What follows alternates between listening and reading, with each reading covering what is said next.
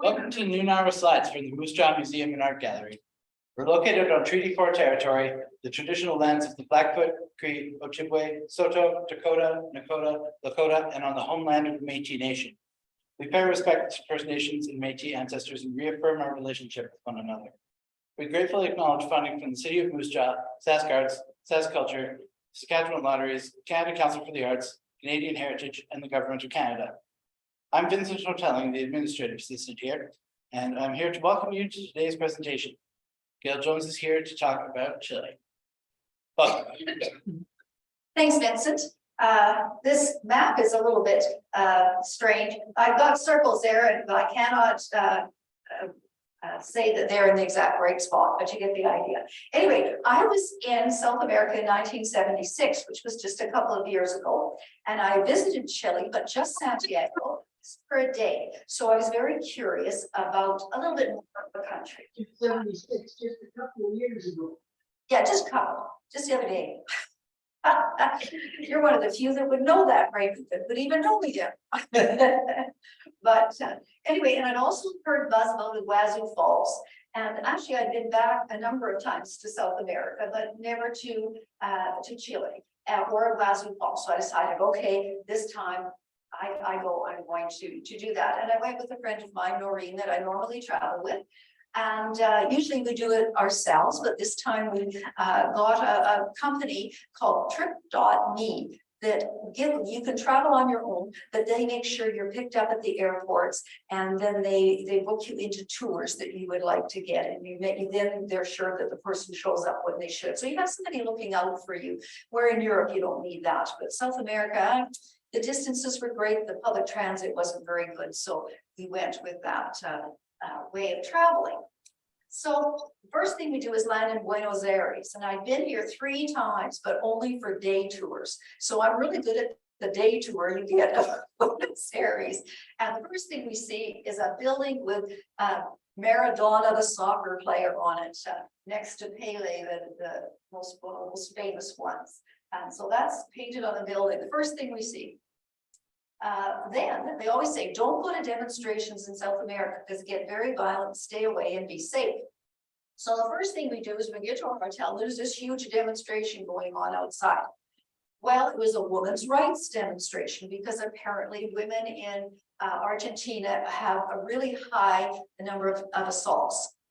So they were protesting. They had pictures of women. Anyway, we were, like Eva Perón and all their famous women, and the last president was a woman, and so on. We were trying to get out to go for supper, but we couldn't get past the demonstrations. They were going one way and we were going the other.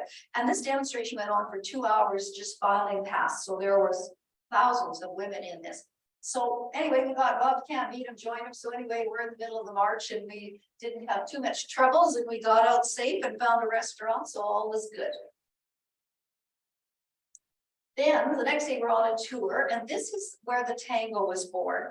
The dock district of Argentina. It now no longer is. They put the port further away, but these old houses are made out of ballast from the ships, whatever they can get their hands on.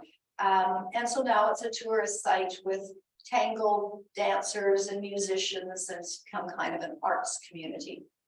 Then they take you to the Boca Laura, which is the famous Argentinian soccer team, the Boca Juniors, and this is where they play. And their big rivals are the River Plate. So that's kind of like the Toronto Maple Leafs playing the Montreal Canadiens, and this is their soccer stadium. Then the other thing to go see is the widest avenue in the world. There's at least 14 lanes of traffic. And of course, at the end, you have a building with a Vita Perón at the end of the building. She's still got a lot of followers, a lot of people around. Oh yeah, she's just the greatest, blah, blah. And of course, the pyramid in the middle of the street. And there's the Opera House. It takes you at least 3 tries to get across this street with all the lights and the traffic and whatever. So it is quite a famous street. And then this is their main square. And this little statue is to the grandmothers. Notice the little scarf.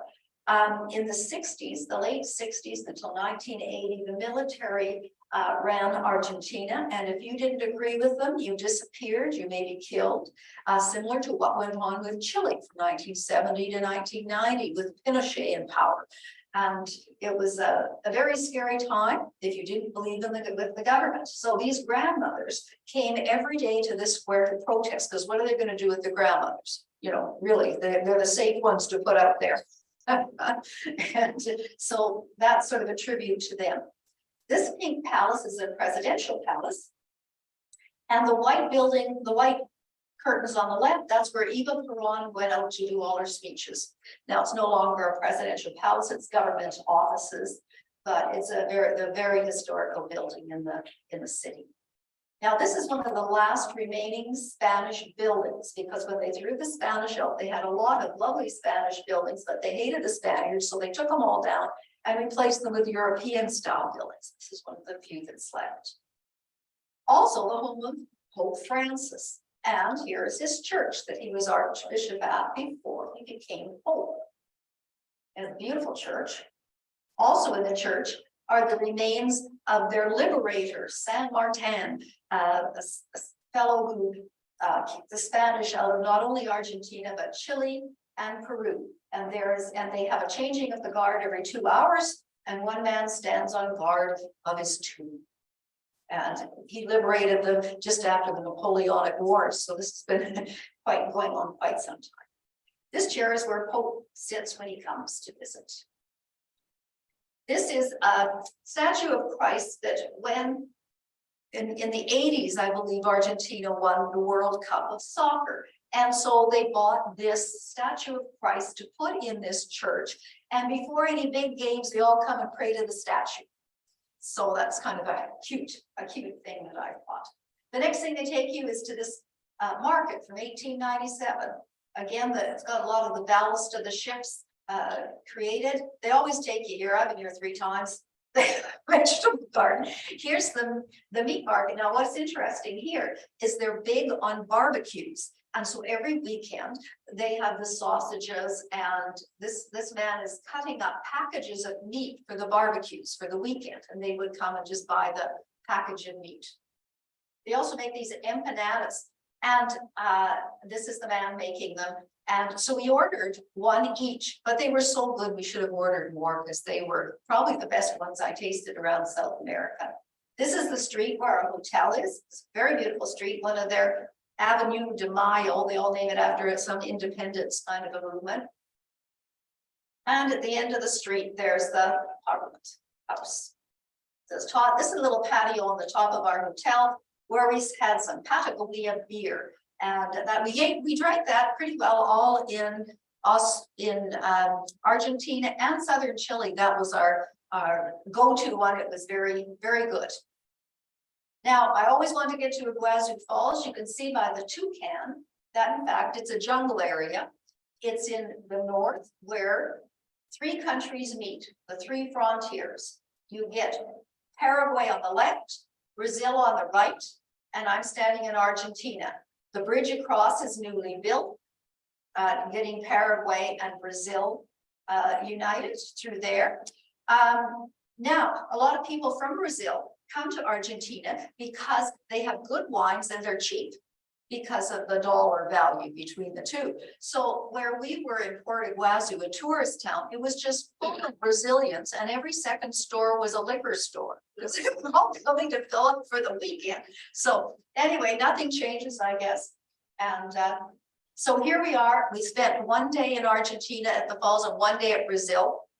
And we'll start walking through this jungle area. Like I said, it's the same foliage as the Amazon, but it's not part of the Amazon drainage. It's a different river system. And now this is just the start. This is the start. And this day we walk on top of the falls. These falls make Niagara look sick.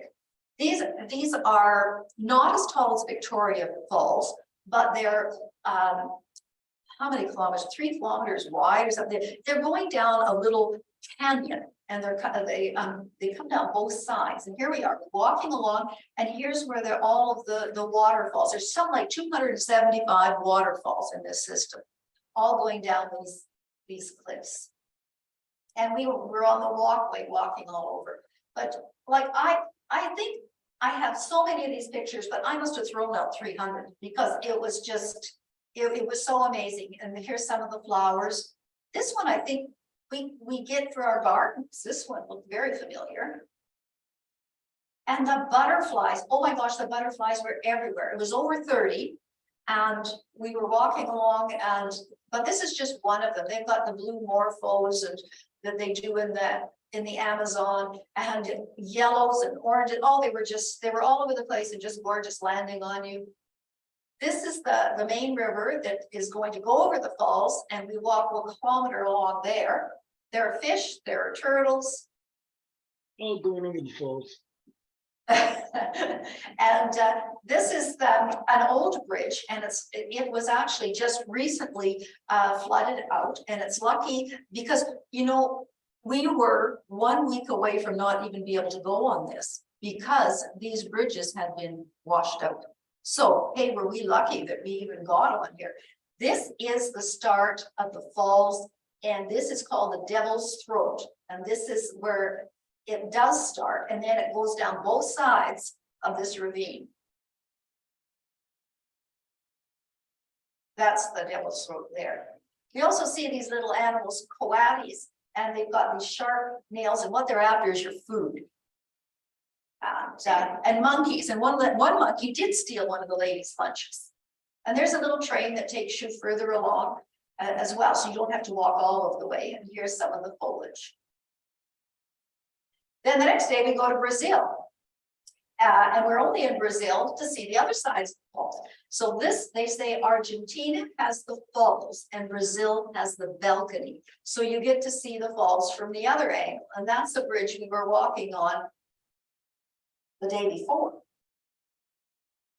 But it has been featured in Indiana Jones, The Crystal Skull. It's been in Moonraker and The Mission. I think it was one called The Mission. There's, of course, where we were walking the day before. And there's rainbows all over.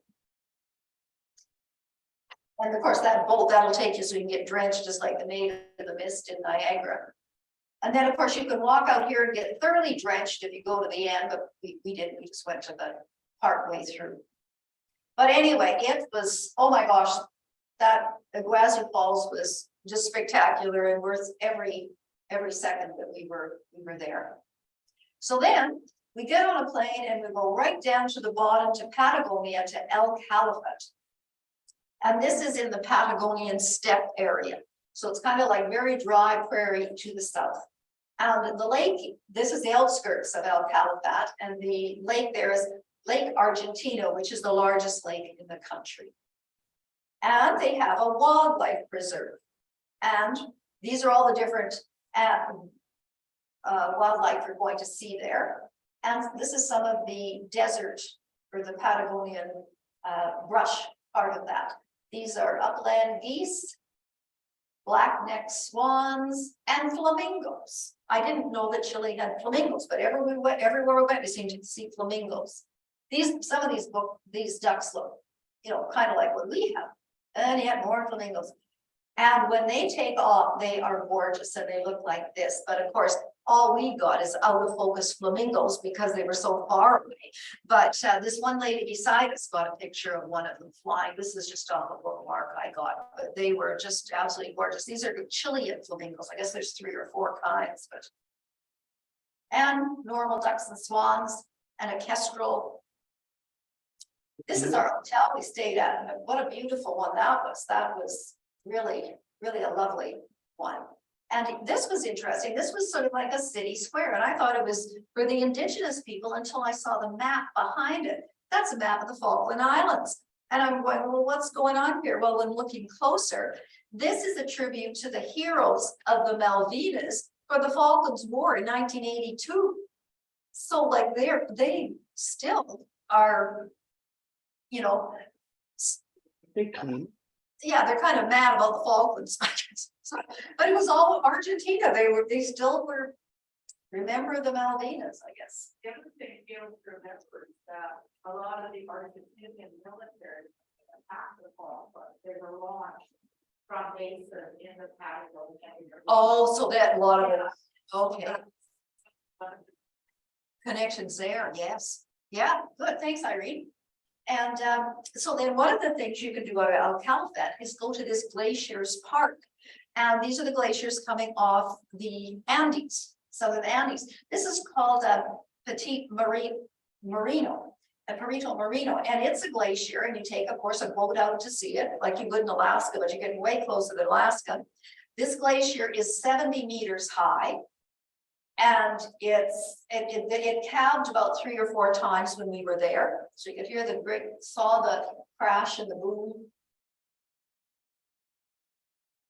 And it was quite lovely. And then what they do have that I've never seen before is they've got a viewing platform where you can get above the glacier and look down on it and see how far it is going backwards. And so it's going, what do they say, 3K or more back into the Andes Mountains. So then the next day we're off to go to Chile. And the road starts out pretty good. And this is the Patagonian steppes. So there's some dry grasslands because we're getting close to the South Pole here. And the roads get worse as you get to the border. And here's a whole bunch of condors, a group of condors sitting in a field. And of course, then they took off and we saw them fly. So that was quite a good find.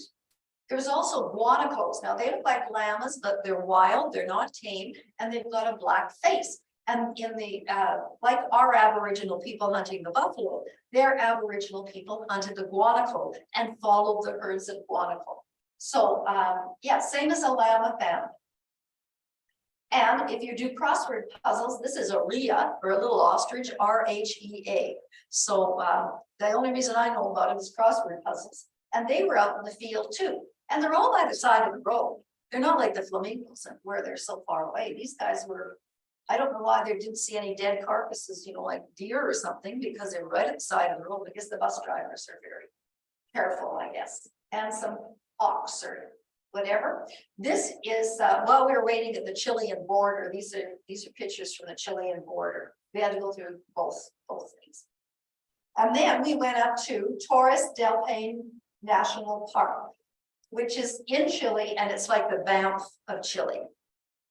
And of course, the roads get worse, and I'm getting more car sick. But anyway, so we're getting into the mountains here, and this is their famous. This is like their Mount Rundle. This is the Horns. They call them the Horns, and they were climbed in 57. They were first climbed. And here's Noreen and I at our first view of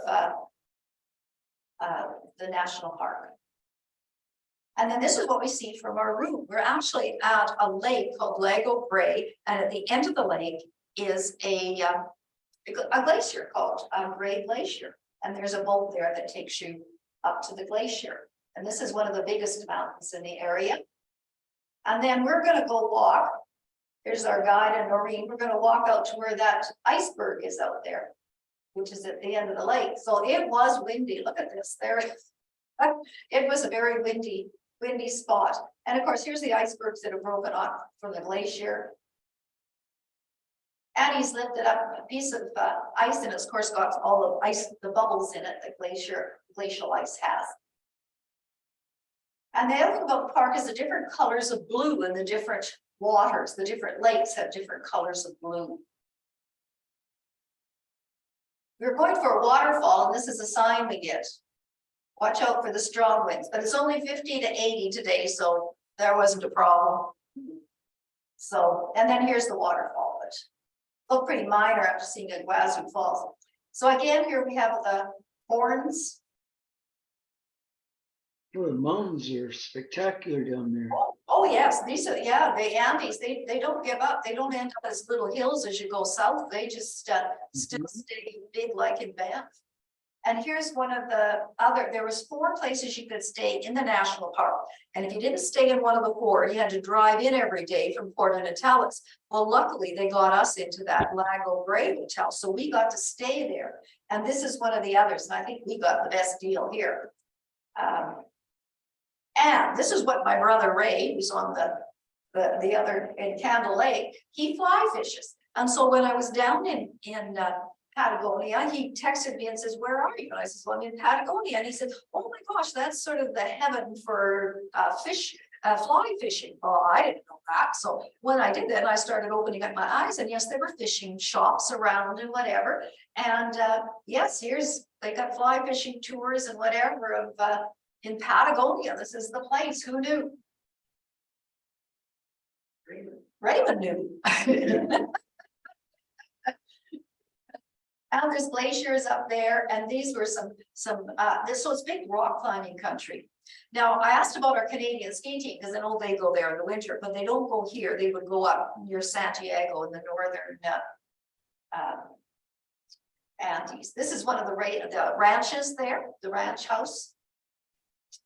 And this is a wild herd of guanaco. And of course, they're rolling in to get in the mud to get dry and whatever. And here's there's three towers there on the left, and that's what it's called, Torres de Peña. So the Torres is the towers. So we never did get a good view of them, but that's the famous ones. I guess that's the Lake Louise of here. And then look at the green color of the lagoon at the bottom.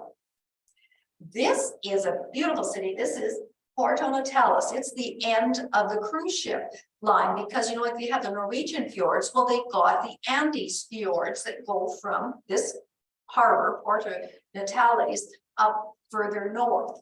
And I think that would be an interesting one to take, or very beautiful, because this harbor alone is gorgeous with all of those big mountains. Oh yeah, I just thought this was really an interesting place. And also in Patagonia is this caliphate berry, which is like our Saskatoon, kind of tastes like a Saskatoon. They do the same thing we do, pancake syrup and jams, etc. We went to this place to have barbecued lamb, and ASADOS, that means that you're a really good barbecuer. And this is the best lamb I had. And here he is barbecuing up a storm, and it's indoors. And then here's where we are eating. It was very crowded, and the only problem is that because it was smoked inside, my suitcase and all my clothes smelled like I've been at a campfire for a week. But boy, was that good lamb, and he was very good. This is one of the old houses in Porto Natalis.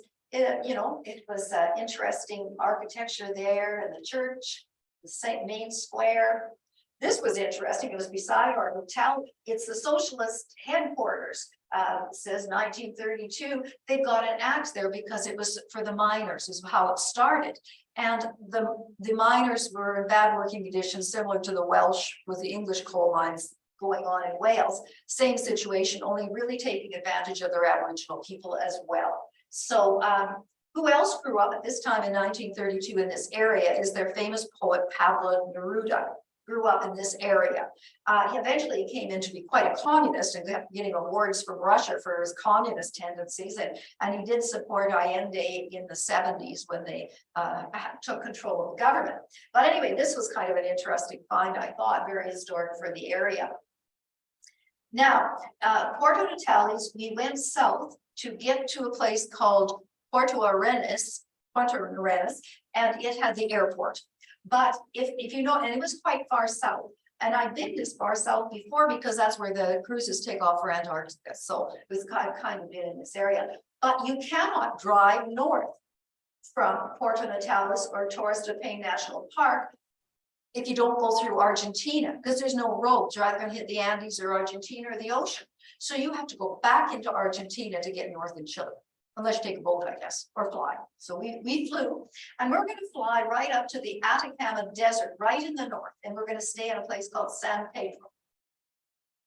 And I saw this from the plane. This isn't a picture from the plane, but this is the deepest mine, open pit mine in the world, and they mine copper here. And the miners are like national heroes, and well, they should be, because most of the income of Chile comes from mines. If it isn't agriculture that they're selling to us in the winter, where we can get our produce in the winter from Chile. But and there's also lithium they've discovered there, and rare metals. So mining is really big. And in fact, I was flying when we flew home. Half of the plane was young men, and I couldn't figure why were all these young men heading to the back of the, well, of course, the mining companies that bought all these spots out for these guys to fly back and forth. But this area is the driest in the world. They've only been beat out twice by the Dead Sea. In some areas, it hasn't rained for like 13 years. Closer you get to the Andes, the more chance that you've got of rain. And they've got solar power, and of course, look at that. I mean, it is like dry. And we drove an hour and a half to get to our little town, St.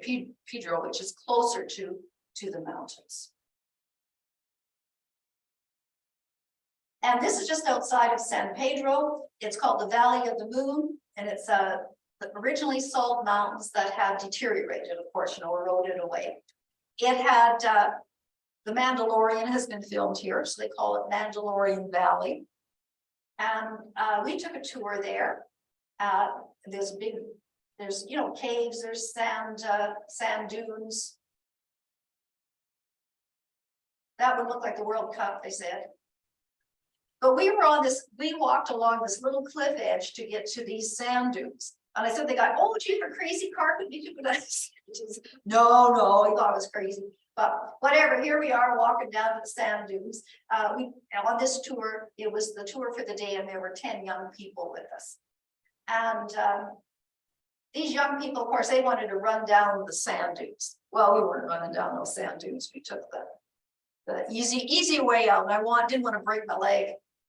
And then after that, they have this spread out from the bus, and they've got all these hors d'oeuvres, and they've got these pisco sours, which is sort of the drink they feed you, the alcoholic drink they feed you. And oh my gosh, they had so many hors d'oeuvres. It was a wonderful. They had guacamole, they had dips and olives and chips, and oh, it was really good. But the interesting part of this is this man on the left with the ponytail.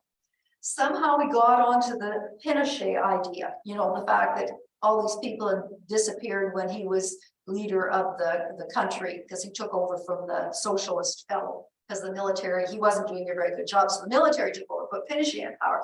And that's when people started disappearing and dead and whatever. So anyway, so I said something about, well, what about Pinochet? He says, there's two sides to every story. Well, his side of the story is his grandfather was one of Pinochet's top generals. So, well, okay, well, we'll end that conversation pretty fast. But I suppose when you look back, I have looked back on that time and figured, well, the Americans were said to have killed Allende, the socialist guy, or have some part in his death. But when you think about it, they just got over the Vietnam War. Well, this was 73, I guess. They're still involved in the Vietnam War. They've already had the communist scare in Southeast Asia. They don't want it in South America. So I guess they kind of overreacted to anybody who's opposition to Pinochet, who stayed in power to 1990. So anyway, we had to hurry up and eat our hors d'oeuvres, because the thing was you were supposed to watch the sun set on Moon Valley, or the Valley of the Moon. So here it is. But our group didn't really look at the sunset, which I thought we were supposed to. They were too busy wanting to take pictures of everybody jumping on the sunset. But I really like this picture. I think this is a great picture. But everybody else was they were young. So they were jumping up in the air, so the sun was underneath them. So they got these wonderful pictures. And so then they found out how old Noreen was. And so they're saying, oh, you guys go up, you guys go up. I said, well, we're not jumping. So we're hanging on to each other on this little tiny bit of rock. Anyway, but it turned out a wonderful picture of the two of us anyway. So that's our sunset picture. And the next morning, they always get us up early. I don't know why. We're always up in the dark, because we have so many hours to go before we get to the Andes or where we need. And they always have, here we are out again in the outdoors, and they're feeding us breakfast, which was wonderful. And these are high lagoons called in the Altiplano area, just next to the mountains. We are now at 3,000 meters. Now, to give you an idea how high we are, the highest town in Canada is Banff, and it's 1,300 meters. And here we're at 3,000, and San Pedro's 2,000. So I didn't know if I had car sickness or whether it was altitude sickness. Turned out it was car sickness. The only altitude sickness I had was I was a little short of breath. And if I took a deep breath in, then I was fine. But we are at very high altitudes here. And these are some different rock formations here. In this lagoon, there are a couple of lagoons here that we're at. They have, and the colors were just gorgeous with the purples and the blues and the red rocks. The yellow here, that's what the guanacos, but in this case, vicunas. Now it's the same family, they're smaller, and these are the ones who live in the desert area. And they have wonderful wool, but they're not domesticated. They're run free, just like the guanacos. And again, here we have the little rheas. This little guy isn't a rabbit, he's kind of like a chinchilla or something. And here we are at the salt flats. And they mine lithium here. And one of the people that are mining the lithium are the States, Russia, and Canada are all mining the lithium there. And of course, I found out just recently that Alberta's got lithium. So we're now their contenders, but Canada's involved here. And this is like the salt flats you see in the States. Look at there, all the big rocks. And of course, barren and but they got some little salamander or whatever. And guess what? Guess what else is here? Flamingos. They got a second bunch of flamingos, more out of focus flamingos. They also, in the mountains just by the salt flats, have the world's largest telescope. And why they have the world's largest telescope is because they're so high, there's no light interference. And of course, it's dry most of the time, so they're going to get the clear skies. And they have a lot of tours that go out to see the skies here. And we were going to go on them, but in the driest place in the earth, and we were there 3 days, it had rained 2 nights. So we never got there. But I went to the hotel and looked up and oh yeah, they're there. So anyway. And this is one of the oldest churches, no nails. They've used leather ropes to put it all together. The city square, but take a look at this. This is their main street. And it looks so, like this is their big tourist town. This is the biggest tourist town in the area. And it just looks really bad. Now they haven't opened up their shops yet. And if they opened up their shops, there would be tourist shops and restaurants and tours, restaurants, and souvenir shops is what you see on this street. But this is it. That's the main street.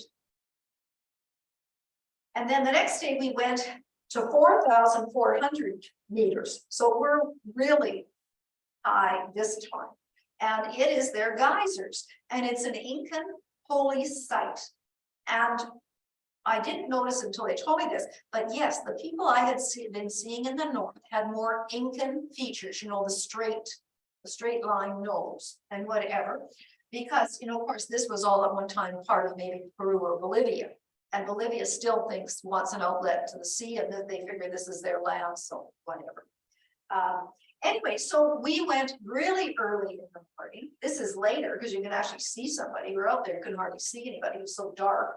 And it was really cold. We had our mitts on and our hats on.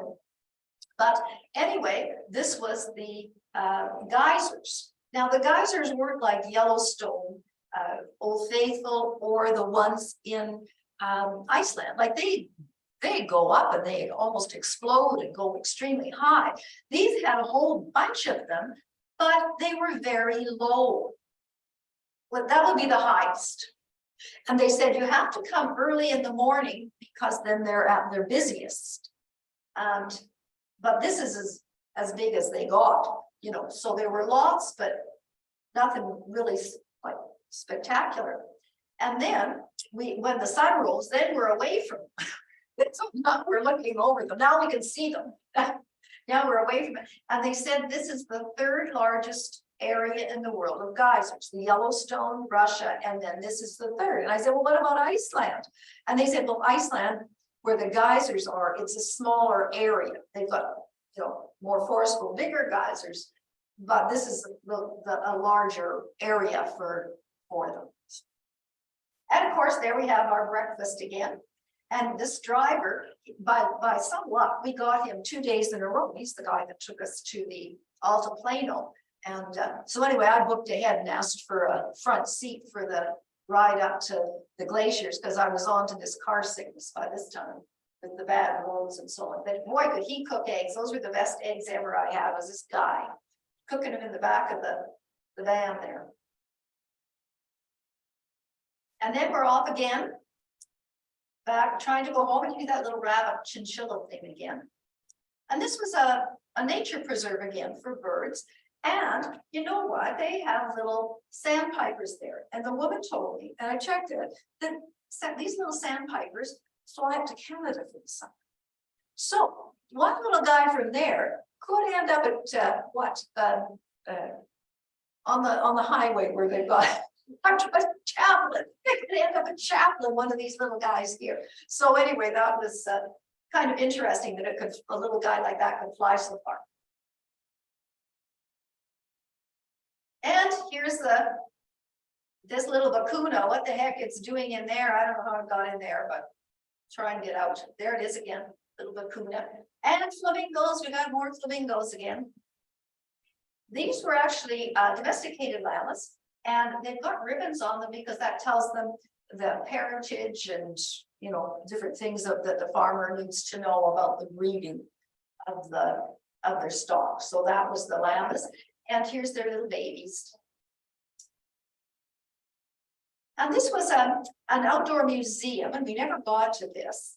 But what it did have is it had some mummies in it that were 3,000 years old, because the Incans mummified their people well before the Egyptians got onto it. And so they wrapped them. I've seen them in Peru, where they wrap them in a sort of like almost like what we use as a flower bag kind of thing, and painted. I was going to bring them from my Lima pictures, but I'll just leave it. So anyway, so we're up in the desert. Now we're going into with the big cities. We've been, but it was kind of a shock to get to the big cities after being sort of out in the nature for so long. But anyway, we'll finally get back to Santiago since 1976. And this is a picture from 1976. I saw a whole bunch of people bringing their produce in these little carts. They were also in the middle of the street, bonfires where people would be cooking their morning coffee. And that was 1976. Well, it's not that way now. Good luck. I mean, they're not getting a horse down some of these busy roads. So there's been a lot of money. Chile's got a lot of money, but who has the money? Is it still in the hands of a few wealthy people? I don't know, but it's so much better than it was. The poverty is way less than it was in 76. Thanks to the mines and their agriculture. But anyway, the square is still the same. The buildings haven't moved. They had a really good museum here, just off here, and they had some more mummies and interesting things. And this is the cathedral. And the marble, you can see the pinkish marble is called Inca Rose. And the times I go there, I usually buy something with Inca Rose, some kind of jewelry with Inca Rose in it. This building used to be official residence of the president and various important people, but now what is it? The post office. And you can see, so that's the inner courtyard area that they fixed up and whatever. So then we only had the day in Santiago. We're kind of glad to get out of there. They told don't bring any of your valuables, yada yada. Well, we were on the street and somebody ran off with somebody's backpack, and police are after them, and I was like, oh, let's get us out of here. Yeah, it was really nice. Let's go to Valparaiso.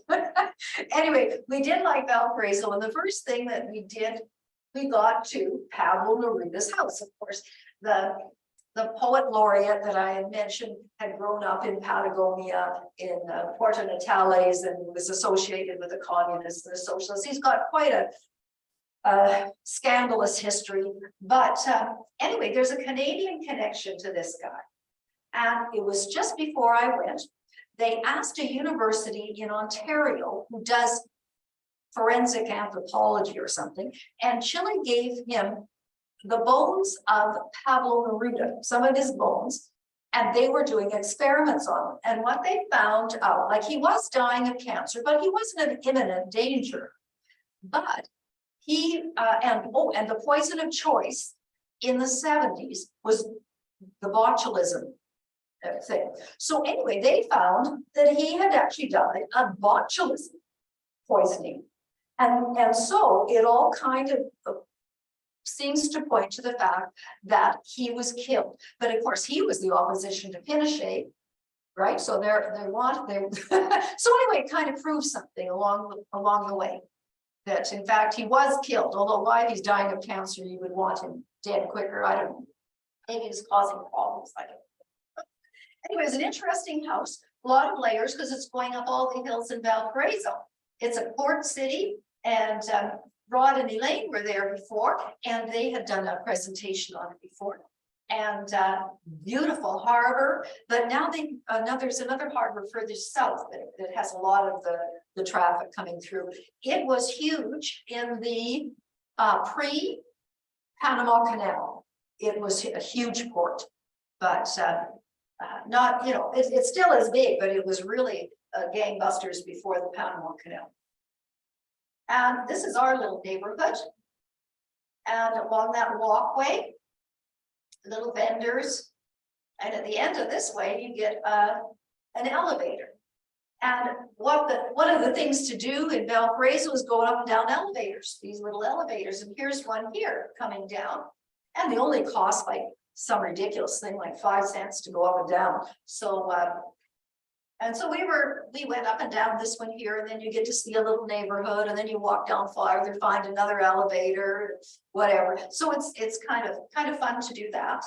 This is our hotel where we sat out in the balcony and we watched the sun go down and all the lights come on when we ate our supper. So that was really quite a nice find. And then here's Noreen walking down the stairs to get to the next elevator. And this is a very historic one. It says, 1883. It's probably the first one built. And this is more of a kind of a World Heritage area. And I said, well, gee, that lasted a long time. The Germans built it. So that's why they claim to fame is why they're working so well. And here's that clock that I think Elaine and Rod showed in theirs. And of course, the thing about the clock is if you notice the number 4 has got 4 ones instead of an IV on it or something. So anyway, that they made a mistake, but it's a good tourist thing. But it's a beautiful harbor area. This is the naval headquarters, the main square, all of the unloading in the dock. This was 4 o'clock that they put in this called Vina del Mar after they won the World Cup, I think in the mid-80s.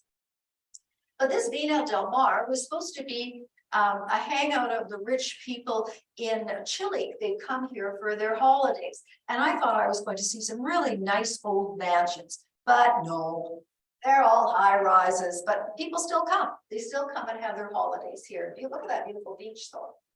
Of course, I went in and got soaking wet because the wave came and got me. But the best thing of ever was the fish market in Valparaiso.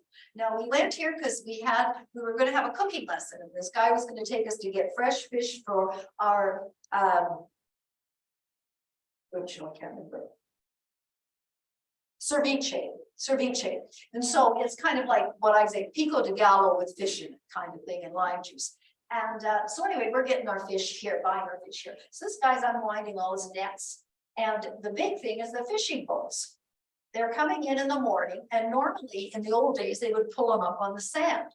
Well, not now. They've got cranes that lift these boats up on the wharf. And then a tractor pulls them. along the wharf, and then they park all these boats. And the sea lions are just waiting, because they're gonna throw some of the fish leavings off the end of the dock there. So there's the sea lions, and here, of course, some of the things that they're selling. We're off to buy that flat fish in the back called renetta. Now, I had been eating it all the time as hake.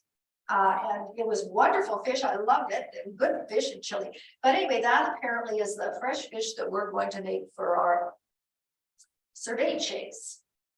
This was called a conger eel, and I read, oh, you have to have conger eel.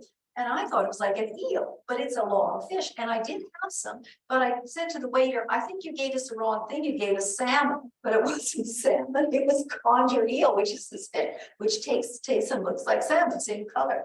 Yeah. And sea urchin. I ate sea urchin in 1976, and I don't really care to eat it again. It's okay. And of course, the squid octopus stuff. The stuff that's the red in the front was interesting. I never did really find out what the name of it was. It comes in this big rock. It's kind of like a big shell rock. And they take these little knives and they cut them out, and they get this little red thing. But I never tasted it, and no one offered me a sample. So, and that's seaweed. And then you take your fish you bought, and they have all these fish filleters, and they fillet your fish for you, and then it's all clean to take home. Then we go to the market to buy the vegetables to go in. And there's a cat. They had all these cats in the market sitting on your food. I don't know. Better wash your food when you get home from that. But and then we went to, he also owned this cook owned a hotel as well. So this was his balcony overlooking the bay. So there's the renetta fish in front, and these are all the things we bought. And then my job was to cut up all the stuff. So I cut it all the way up. Noreen had the job of taking limes and squeezing in the blender. So that was her job for the pisco sours. And these are, we were joined. There was Noreen and I, and the fellow with the glasses was our cook / guide. And the other two, the guy in the blue on the right is the fellow who from the trip advisor that organized the tour for us, and he wanted to come and see how we were doing, and he was a lot of fun. And then that was his fiance there that also came to eat with us. And then the very last day we drove from Valparaiso back to Santiago to catch the plane, and so on the way we had winery tours, and this is the Casablanca Valley. And then they took us to this Casa Marin, which was one of them. And then the second one, they had, you know, pairings with lunch. So we had lunch and wine, and then they gave us a tour.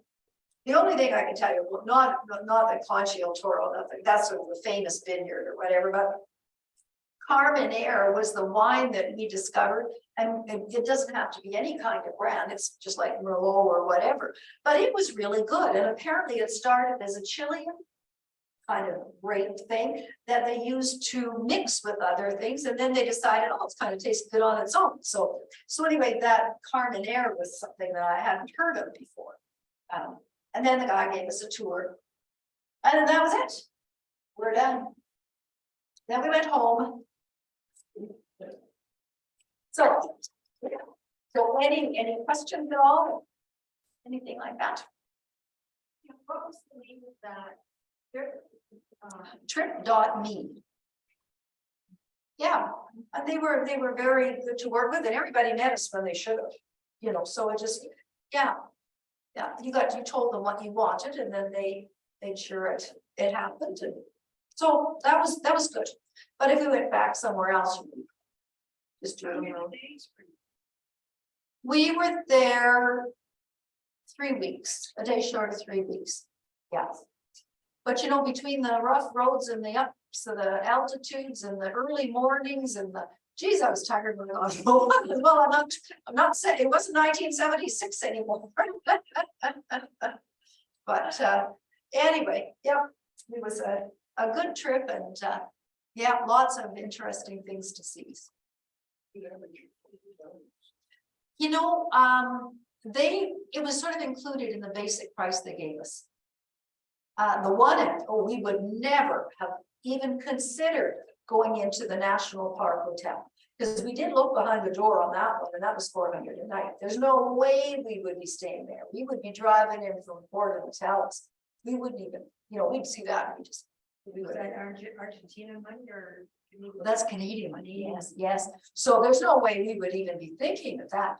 But, they get some deals or whatever, and it was all included in the price, so you don't really know, what it is, but anyway, but they got us in. Well, the one thing is, that when we drove the day into the national park, from Alcalá, that drive was 8 hours just to get us to the hotel.